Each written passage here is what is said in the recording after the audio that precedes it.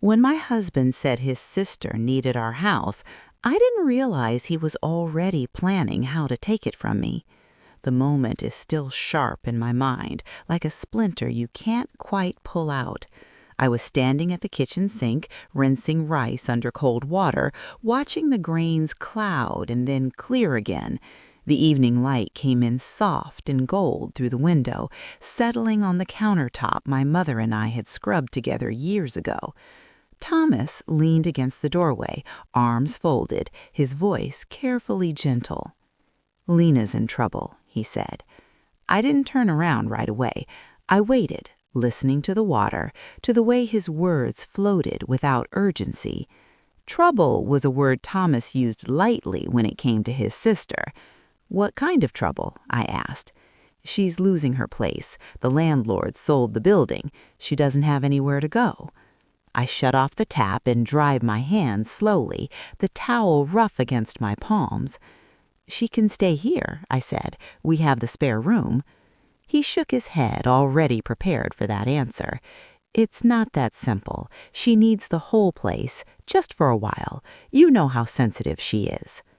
That was the first time he said it, the whole place, as if the house were a sweater that could be loaned out, not the last thing my mother ever gave me. I felt something tighten in my chest, but I ignored it. Marriage teaches you to smooth over small discomforts. Family teaches you to sacrifice. And I believed, truly believed, that helping Lena was the right thing to do. I just didn't know yet that they weren't asking for help. They were asking for silence. Before all of this, my life was quiet in a way that felt earned. I worked weekdays at a billing office across town. It wasn't glamorous, but it paid the bills and left me with enough energy to come home and cook dinner most nights. I liked chopping onions at my own pace, letting the radio hum softly in the background. I liked knowing which cabinet door stuck and which floorboard complained under my feet. The house had belonged to my parents long before I belonged to me. When my mother passed, it felt natural that it would become mine, not because I demanded it, but because I stayed. I was the one who took her to doctor's appointments, who learned which pills had to be taken with food, who sat beside her bed and listened to her talk about memories she wasn't ready to let go of.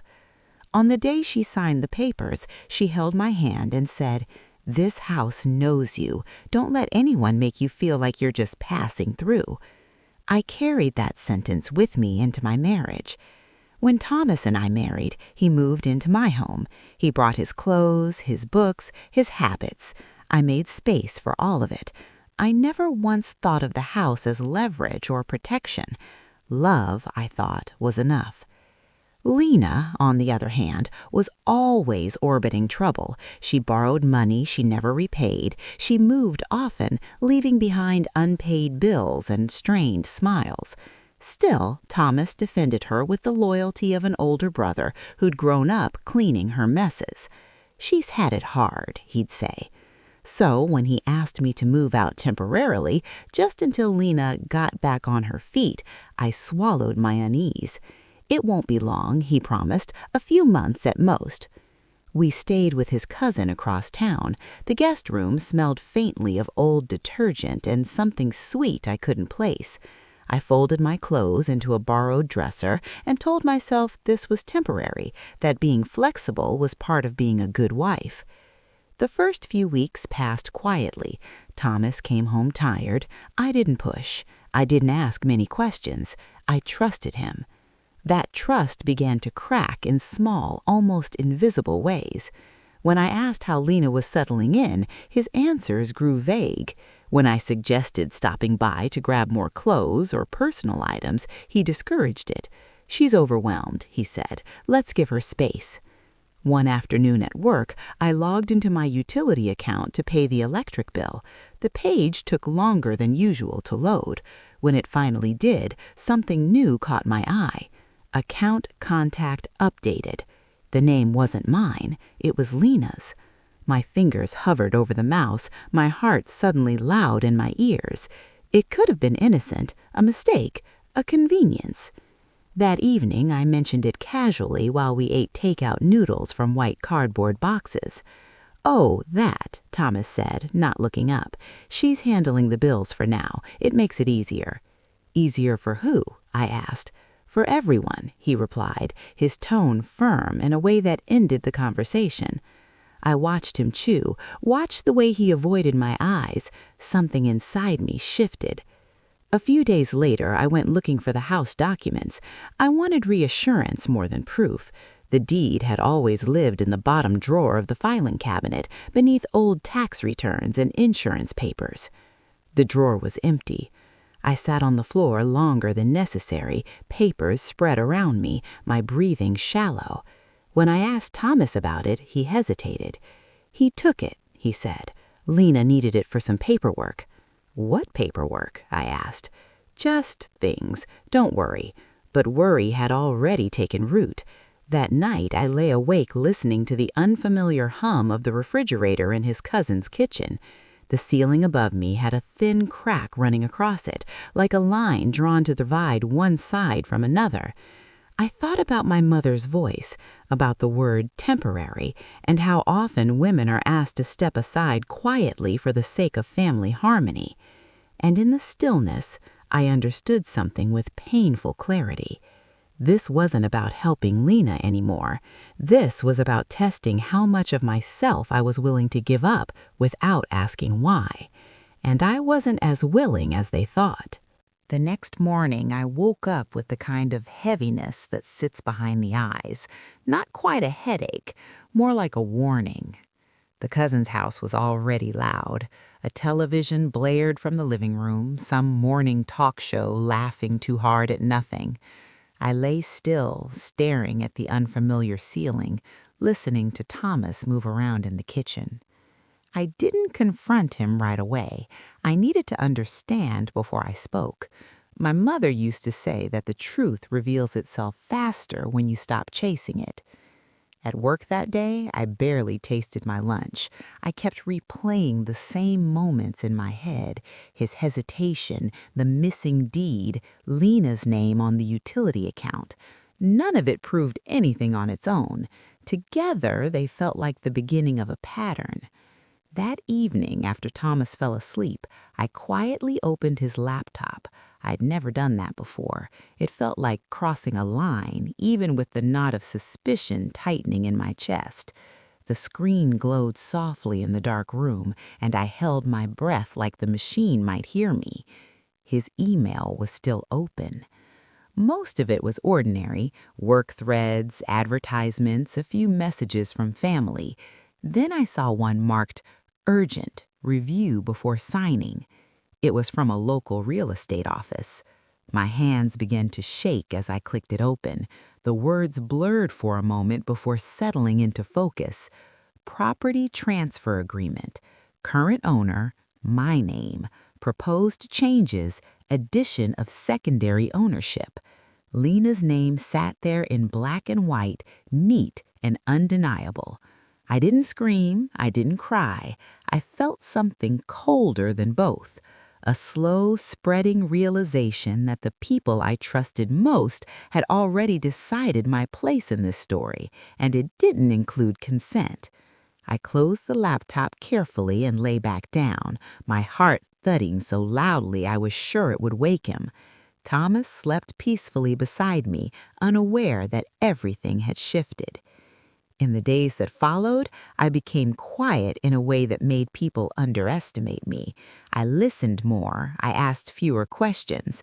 When Thomas talked about Lena's progress, I nodded. When he mentioned paperwork, I smiled. Inside, I was gathering pieces.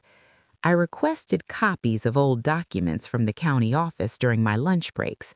I spoke softly to a clerk who smelled of peppermint and patience. She slid papers across the counter without knowing she was handing me my footing back. Every document confirmed what I already knew. The house was mine, solely, clearly, legally. They could try to move pieces around, but they couldn't erase my name. One afternoon, I drove past the house without telling Thomas. I parked across the street and sat there, watching. The porch light was on, even though it was daytime. Lena's curtains were different, bright, unfamiliar. A moving truck sat half empty in the driveway. She was settling in, permanently if she had her way. I didn't knock. I wasn't ready yet. That night, Thomas came home late. His voice carried a forced cheerfulness as he talked about Lena's finding stability. I watched him from across the room, noticing the way his shoulders stiffened when I didn't respond immediately. "You're quiet," he said. "Just tired," I replied. He reached for my hand, but I pulled away gently, pretending to stretch. The distance between us felt wide and deserved. A week later, Lena called me for the first time since moving in. "We should talk," she said, her voice syrupy, woman to woman. I agreed to meet her at a cafe near the house. She arrived late, sunglasses still on indoors, her perfume too strong for the small space. She spoke as if we were collaborators. "This arrangement is better for everyone. You're busy. Thomas worries about you. I can take care of things." "Things like my house?" I asked quietly. She smiled, but it didn't reach her eyes. "Our house," she corrected. That was the moment I knew she believed it, believed I'd already stepped aside. I didn't argue, I didn't raise my voice. I simply stood up, smoothed my coat, and said, "We'll see." When I told Thomas about the meeting, he grew defensive. He accused me of being dramatic, of misunderstanding intentions. "You make this into something it's not," I replied, finally meeting his eyes. "No, you already did that." That night, I made my decision. I would not beg, I would not shout. I would let the truth speak in the language they understood best: paper, signatures, and consequences. I scheduled a meeting with a lawyer the next morning. She listened carefully, nodding as I laid everything out. When she finished, she leaned back in her chair. "They assumed you wouldn't notice. That was their mistake." Walking out of her office, I felt something close to relief for the first time in weeks, not because it was over, but because I finally knew where I stood. I wasn't just passing through this story, and I wasn't done yet. The lawyer's office smelled like old books and fresh coffee. It was a strange comfort, those two scents together, like history and urgency sharing the same room. Her name was Mrs. Calder, and she had the kind of calm that comes from having seen a lot of people try to lie their way out of consequences. She didn't interrupt while I spoke. She let me tell the story the way it lived inside me, out of order at first, then slowly straightening itself out. When I finished, she folded her hands on the desk and looked at me with something close to respect. "You did the right thing by coming early," she said. "They were moving quickly, but not carefully." She explained what I already suspected. Thomas and Lena were trying to add Lena's name to the deed under the excuse of temporary occupancy and family restructuring. The language was soft, almost loving, but the outcome would have been permanent. "They needed your signature," Mrs. Calder said, "or proof you abandoned the property." That word, abandoned, hit me harder than I expected. I drove home slowly afterward, gripping the steering wheel tighter than necessary. The road blurred a little through the windshield, not from tears exactly, from the weight of understanding what they thought of me. Someone who could be nudged aside, someone whose absence could be rewritten as consent. At the cousin's house, Thomas was on the phone when I walked in. He lowered his voice when he saw me, stepping into the hallway. That alone told me everything. That night, I slept lightly. Every sound woke me: the click of his phone lighting up, the soft shuffle of his feet when he stepped outside to take another call. I didn't follow him. I didn't need to. Instead, I started preparing. Over the next few days, I gathered everything: old utility bills with my name printed clearly at the top, property tax receipts, insurance documents, even photographs, me repainting the porch railing, me kneeling in the garden where my mother's roses once bloomed. Proof not just of ownership, but of presence. I went back to the house during the afternoon when Lena was at work. I still had a spare key. The lock turned easily, like it always had. The familiar smell hit me all at once, cleaning spray mixed with old wood and something faintly floral. She'd rearranged the furniture. My dining table sat crooked in the living room.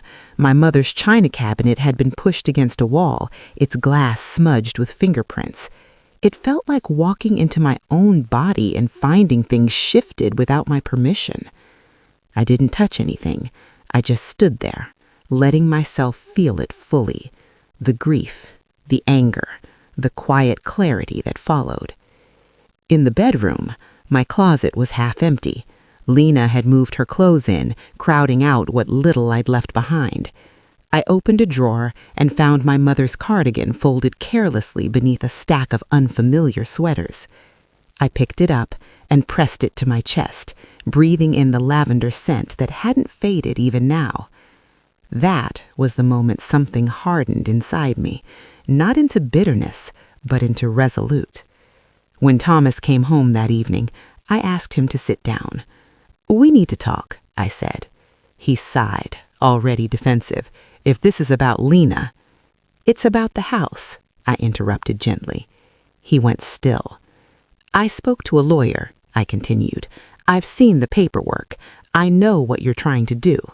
He laughed once, sharp and humorless. "You're overreacting."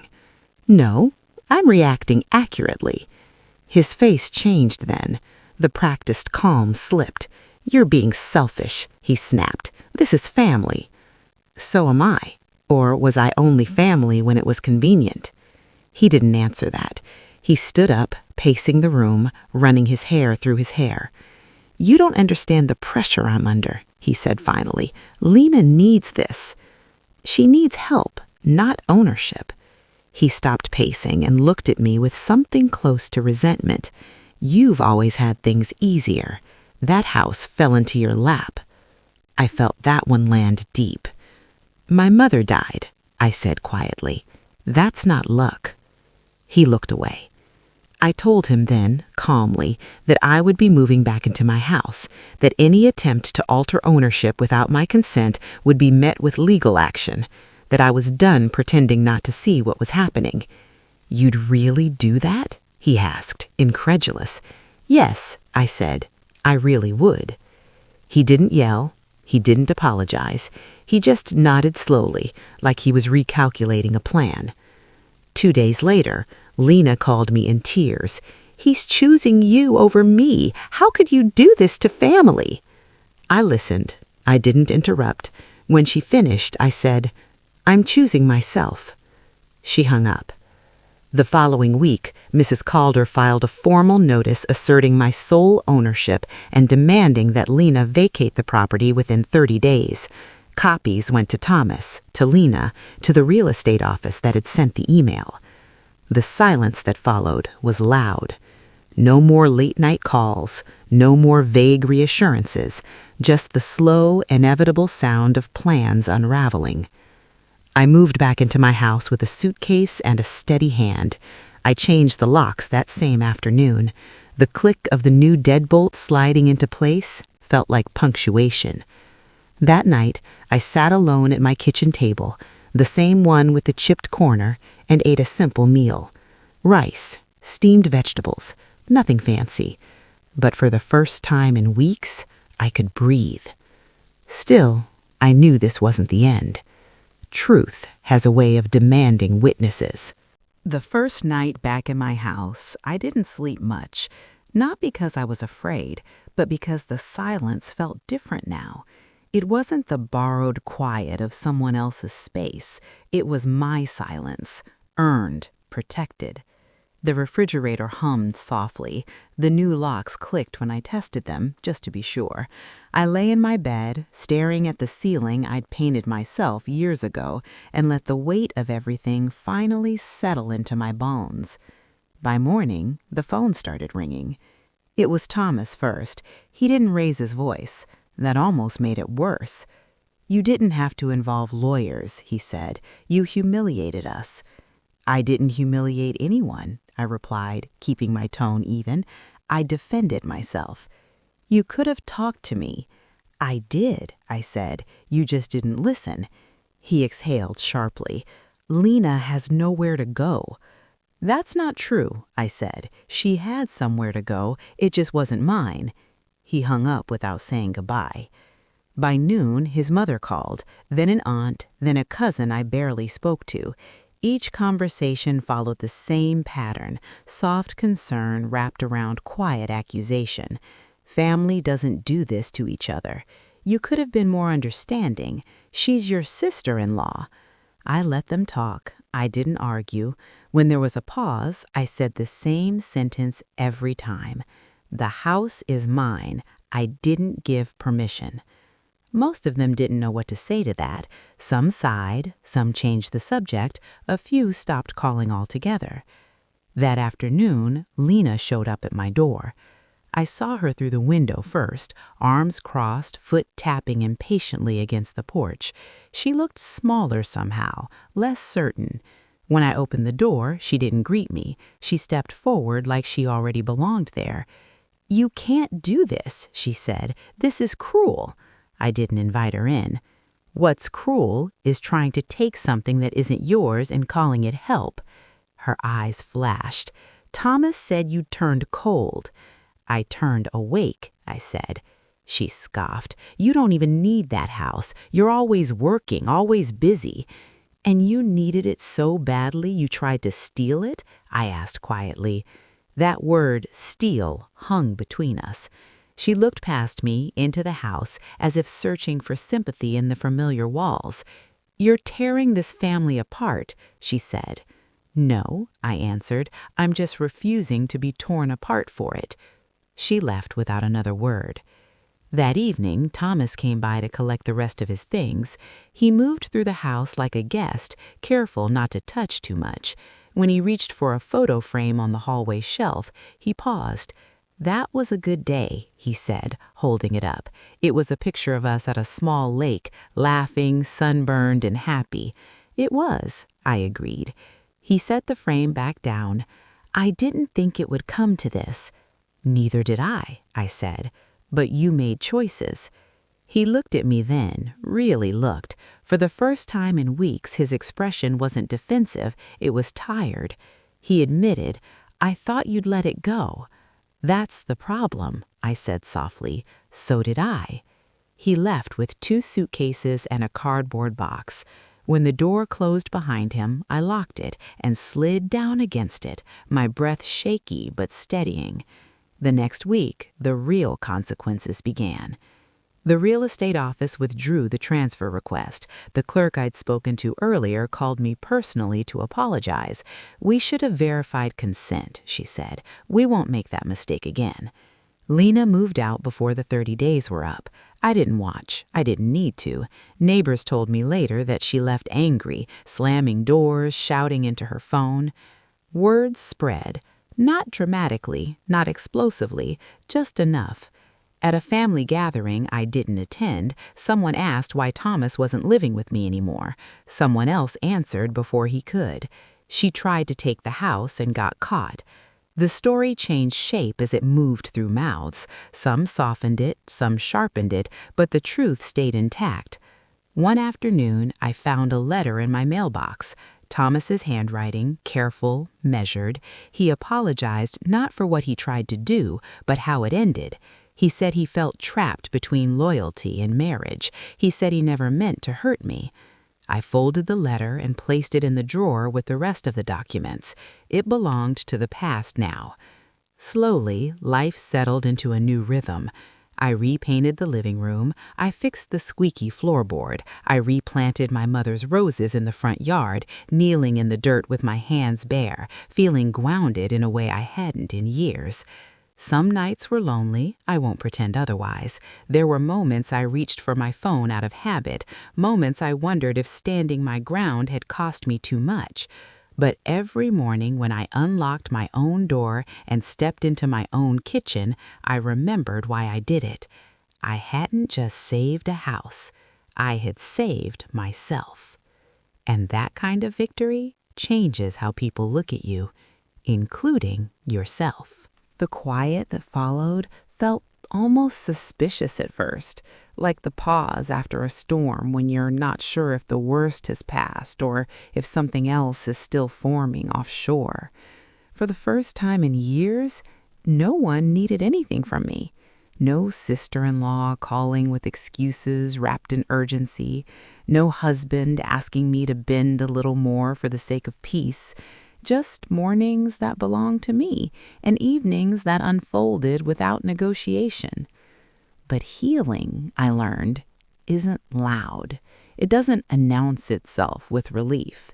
It comes in small, inconvenient waves, memories that surface when you least expect them, doubts that whisper when the house is too quiet. One Saturday morning, I stood in the hallway staring at the space where Thomas's shoes used to sit.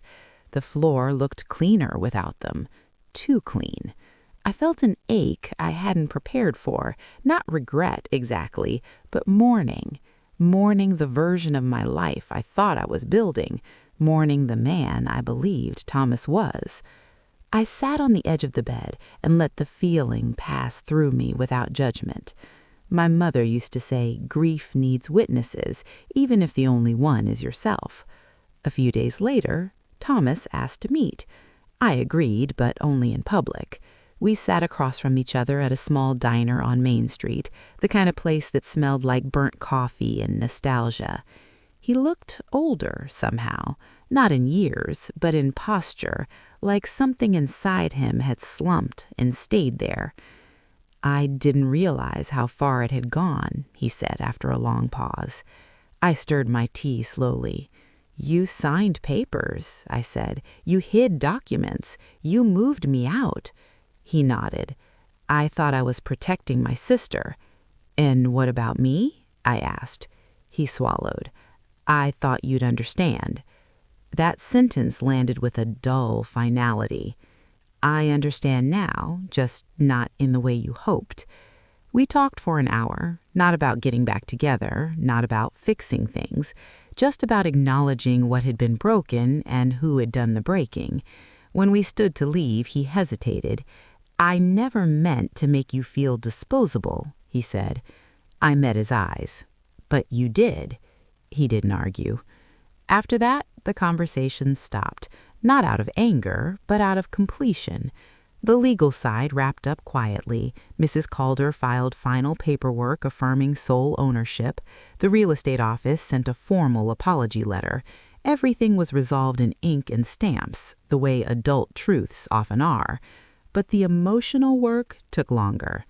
I began noticing how often in the past I'd softened my voice to make others comfortable, how many times I'd ignored the first sting of doubt because harmony seemed more important than clarity. One afternoon, while cleaning out the garage, I found an old box labeled Mom. Inside were handwritten recipes, photos curled at the edges, and a folded note I'd never seen before. It was written in my mother's careful script. If you're reading this, it means you needed reminding. Nothing given in love should require you to disappear. I sat on the concrete floor and cried then, not from sadness, but from recognition. Weeks passed. The roses began to bloom again. I took my coffee on the porch in the mornings, watching neighbors walk their dogs, watching life continue in its quiet, stubborn way. People in the family slowly adjusted. Some apologized, some didn't. A few avoided me altogether. I let them. I wasn't interested in convincing anyone anymore. What surprised me most was the sense of dignity that settled into my days. Not pride, not bitterness, but something steadier, like standing up straight after years of leaning. One evening as I cooked dinner, I realized I was humming. Not loudly, just enough to notice. The sound startled me.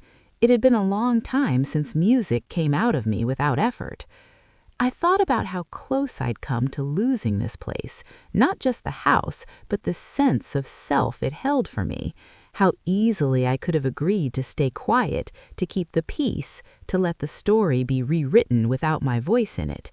But I didn't, and that choice, quiet, firm, unyielding, was mine. Some nights I still sit at the kitchen table and imagine what would have happened if I hadn't paid attention, if I trusted silence over instinct.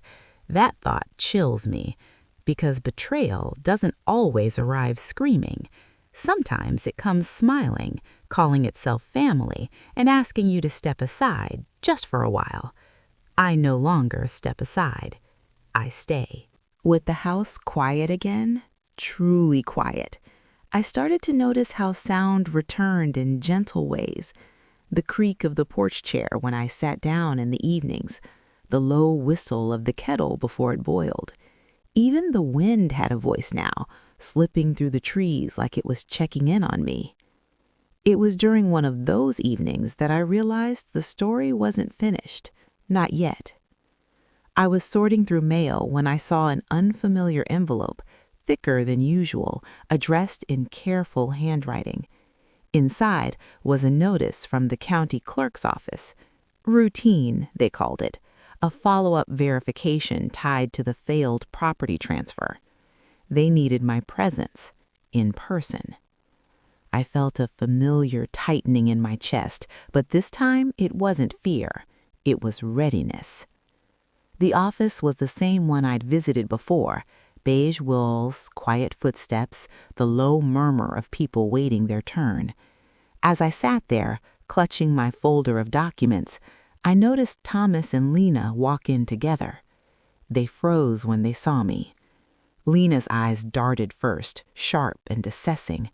Thomas looked tired again, his shoulders curved inward like he was bracing for impact. We were called in one by one. I went first. The clerk was polite, professional. She reviewed the documents, confirmed signatures, and asked a few questions. Everything was clear, clean. When I stood to leave, she smiled. "Everything's in order," she said. "Your ownership is fully protected." Outside the office, Thomas approached me alone. Lena stayed back, arms crossed, her foot tapping the same impatient rhythm I remembered from my porch. "I didn't know they'd call you too," he said. "I'm not surprised," I replied. He nodded, then hesitated. "She's angry. She thinks you did this to punish her." "I didn't do this to her," I said gently. "I did it for myself." He looked at me for a long moment. "I see that now." Lena finally walked over, her voice sharp. "Enjoy your victory," she said. "Hope it was worth losing a family." I met her gaze without flinching. I didn't lose a family. I learned what kind I had. She scoffed and turned away. That was the last time I saw her. In the weeks that followed, the ripple effects continued. Not dramatically, not loudly, just enough to shift the balance. At work, I found myself speaking up more, saying no without apology. My manager noticed. "You seem steadier," she said one afternoon. "I am," I replied. Friends I hadn't seen in years reached out after hearing pieces of the story. Some had been through similar things, quiet betrayals, polite erasures. We talked, we listened, we laughed softly at how strong we'd had to become just to stay ourselves. One evening, while tending to the roses, my neighbor, Mrs. Henley, leaned over the fence. "She heard what happened," she said carefully. "So did a lot of people," I replied. She nodded. "Good for you." 2 words. Simple. Enough. That night, I sat on the porch long after the sun went down, wrapped in my mother's cardigan. The lavender scent felt like a hand on my shoulder. I thought about how close I'd come to believing that love required surrender, that peace required silence. I understood now that peace isn't the absence of conflict, it's the presence of truth. Thomas called once more, weeks later. His voice was softer than I remembered. "I'm moving," he said, "starting over." "I hope it brings you what you're looking for," I replied honestly. He paused, then said, "You were right, about the house, about everything." I closed my eyes, letting the words settle. "Take care," I said. After we hung up, I didn't feel triumph. I felt release. Life didn't become perfect. Some nights were still lonely. Some mornings carried a dull ache. But the house, my house, held me the way it always had, steady, patient, unyielding. I cooked meals without rushing. I slept without listening for footsteps that weren't mine. I planned small trips, bought new curtains, let myself imagine a future that didn't require permission. Standing in the living room one afternoon, sunlight pooling on the floor, I realized something important. They thought the house was the prize, but the real thing they underestimated was me. And once you learn that about yourself, once you see it clearly, no one can take it from you again. Healing didn't arrive all at once. It came the way mourning does, slowly, almost shyly, slipping into the corners of my life when I wasn't watching for it. Some days, I still reached for my phone out of habit, thinking I should tell Thomas something small, a funny moment at work, a bird nesting near the porch. Each time, I stopped myself, not with bitterness, but with acceptance. Some chapters don't need revisiting to be understood. I began to reclaim the house, room by room. In the guest bedroom, once meant for Lena, once crowded with her things, I cleared everything out. I opened the windows wide and let the air move through, carrying away the stale scent of resentment. I repainted the walls a soft, warm cream, not for anyone else, just because I liked how it caught the light. That room became my reading room. On quiet evenings, I curled up there with a blanket and a book, listening to the sounds of the house settling around me. I realized then how often I'd lived on edge before, waiting for someone else's needs to interrupt my own peace. Peace, I learned, is not selfish. It's necessary. At work, opportunities I'd once ignored started to feel possible. I applied for a senior role I'd talked myself out of for years. During the interview, when they asked me how I handled conflict, I didn't sugarcoat. I address it directly, I said, calmly, with facts. They hired me 2 weeks later. The promotion didn't just change my schedule, it changed how I saw myself. I was no longer surviving around other people's expectations. I was building something that belonged to me. Family gatherings were different now. I attended fewer of them, and when I did, I stayed grounded. Some relatives avoided eye contact, others smiled too brightly like they were trying to pretend nothing had happened. A few pulled me aside to whisper apologies. "I didn't know," they said. "I know," I replied. That was enough. One afternoon, I found myself standing in the kitchen, staring at the spot where Thomas used to sit with his coffee. For the first time, I felt gratitude instead of grief, not for the betrayal, but for what it forced me to see. I had been disappearing long before they tried to take the house. The house was just the proof. On the anniversary of my mother's passing, I lit a candle in the living room and sat quietly. The flame flickered, steady and patient. I spoke out loud, telling her everything about the fear, the anger, the strength I didn't know I had. I didn't let it go, I said softly. I stayed. The candle burned evenly, without drama. I smiled, imagining her nodding approval. That night, I slept deeply. No dreams, just rest. Weeks turned into months. The seasons shifted. Leaves gathered in the yard, then fell away. I raked them myself, the physical work grounding me in my body. I felt stronger, not louder, just steadier. One morning, as I watered the roses, I noticed new buds forming, small, stubborn, determined. I laughed quietly to myself. Of course they were. The final piece came unexpectedly. A letter arrived from Thomas's mother. I hadn't heard from her since everything happened. My hands were steady as I opened it. She didn't defend herself. She didn't excuse her son. She wrote simply that she'd been wrong to pressure me, that she'd believed loyalty meant silence, that she now understood the cost of that belief. "I hope one day you can forgive me," she wrote, "but more than that, I hope you're well." I folded the letter and set it aside. Forgiveness, I realized, isn't something you owe anyone. It's something you choose when it no longer costs you your peace. Some people I forgave quietly, others I released without ceremony. One evening, sitting on the porch as the sky turned pink and gray, I thought about how close I'd come to losing everything that mattered to me, not because I was weak, but because I was kind. Kindness without boundaries is an invitation for erasure. That lesson stayed with me.